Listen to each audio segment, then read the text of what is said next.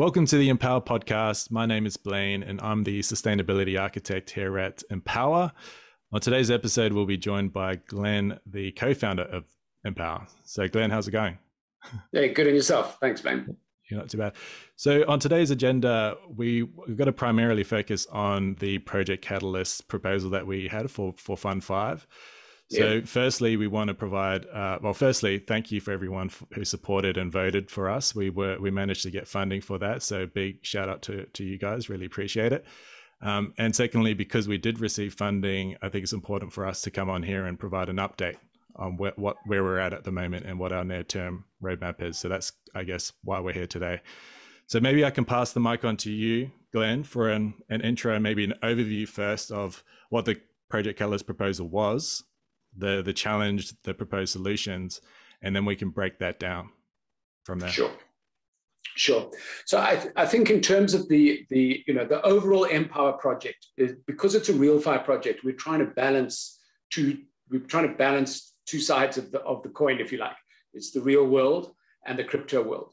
So part of what we wanted to demonstrate to the Cardano community was effectively that we could manage delivery in the real world, which is a key part around real fire and the effectiveness of real fire, particularly in Africa. So we wanted to demonstrate that we could do that. So in fact, the majority of the funding is actually going into actual housing in Mozambique. Interestingly enough, that in terms of the discussions, it was quite interesting because that created some discussion in the community. It's like, we're a crypto community, why are we funding houses? But that's actually the key part around it, because effectively that's exactly what we're trying to do, is utilize crypto to do that. So, but we wanted to demonstrate to the crypto community that we could support that on the ground and deliver that. And then obviously to the real world, we need to demonstrate that crypto can actually add value. So, it's really trying to bridge the two worlds and to demonstrate to both sides of the world that both sides can actually add value to each other. So everything that we do, effectively, we always say we're sort of left foot, right foot. We take one step on the one side and then one step on the other to keep bridging these worlds, which is interesting and challenging, but good fun. Yeah, definitely. So in terms of the deliverables, the key deliverables is we're trying to build these two affordable and sustainable homes. Yep. And so one part of that is the sustainability. So what is the current plan to, I guess, validate how sustainable that home is going to be? What's that process look like at the moment? Well, it's really interesting, Blaine, because the already, and this is what makes it so exciting for us, and I think it should be for the community, is already the conversation has catalyzed fundamental change by just as you say, our proposal was for eco-friendly homes.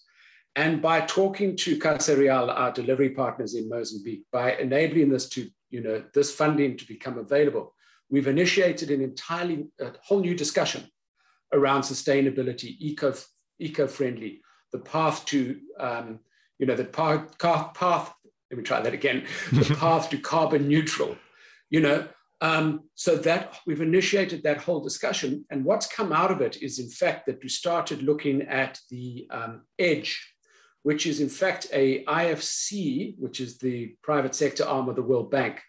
They have a particular focus on environmental construction. And the reason for that is that overall, as you see in our white paper, construction accounts for about 28% of carbon emissions globally. So it's a huge sector of carbon emissions. And if we achieve what we're seeking to achieve, we have to do it in an environmentally friendly manner, but we have to do it in a way that's both practical and measurable. So the discussion with Casa Real has initiated the whole discussion with this EDGE qualifications and EDGE certification. So it's really exciting, actually, because not only have we started looking at just the Catalyst project and what we're funding those two homes, but in fact, we've initiated the discussion on how Casa Real can do this for the rest on an ongoing basis. So in fact, we've initiated a whole environmental discussion on an ongoing basis for what we've done. And that's, that makes me really warm, and really warms my heart to think that before we've even spent the money, this is the impact that Catalyst has had and this project has had, which for me is just amazing. Yeah. So just to clarify, this direction wasn't actually part of the original plan. No. So this is something that has kind of evolved from these initial conversations, and this change is actually going to have a probably long-lasting impact, one that we didn't really anticipate at the beginning. But it is a change, but it's actually got to produce a lot more good moving forward. Yeah, it's a change. It's a slight change, but we're still on the road to carbon negative. So we're still we're not exactly sure of the makeup yet of the units. So we will still deliver 2 units. We're not exactly sure if they'll both be carbon negative, or the one will be just a demonstration of an EDGE certification leading to that carbon negative. So that discussion is still ongoing. It's part of the debate that is going on, but it's the challenge of sustainability versus pilot project.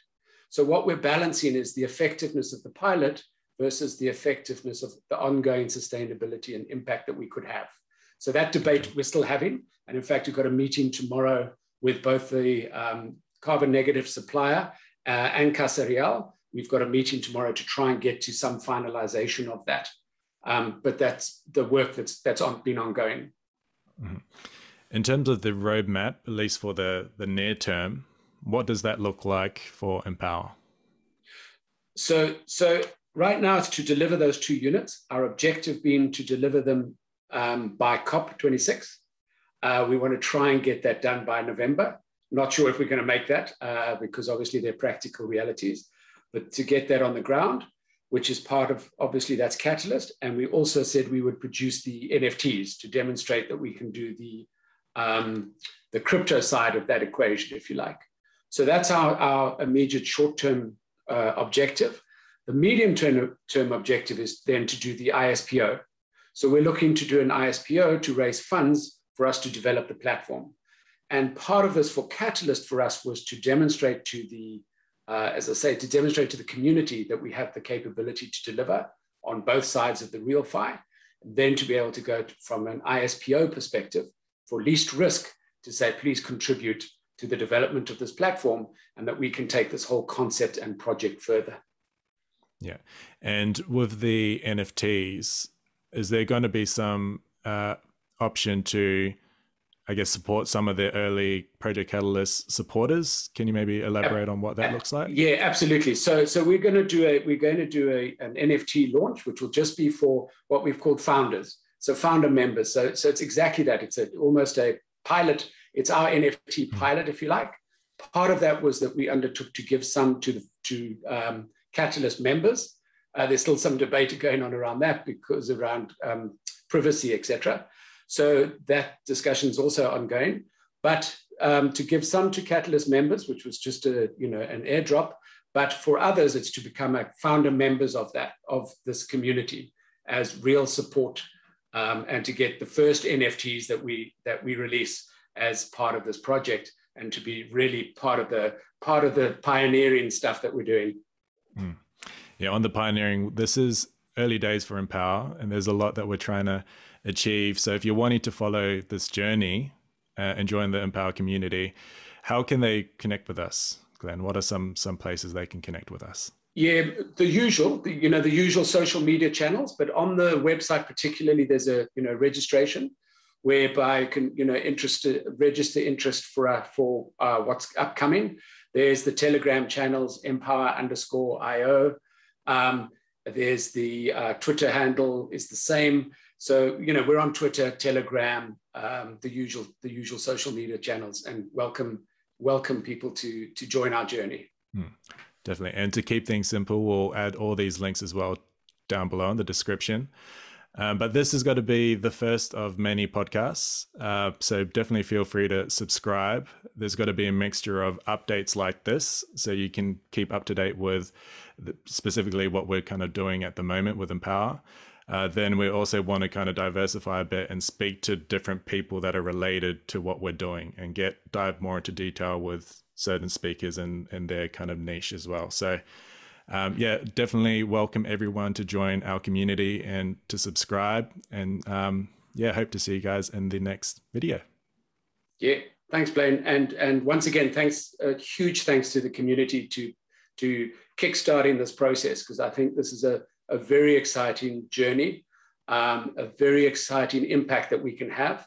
And I'm really excited about bridging the two worlds. You know, this RealFi ability to link the real world and crypto world offers some fundamental change that's required, particularly in Africa.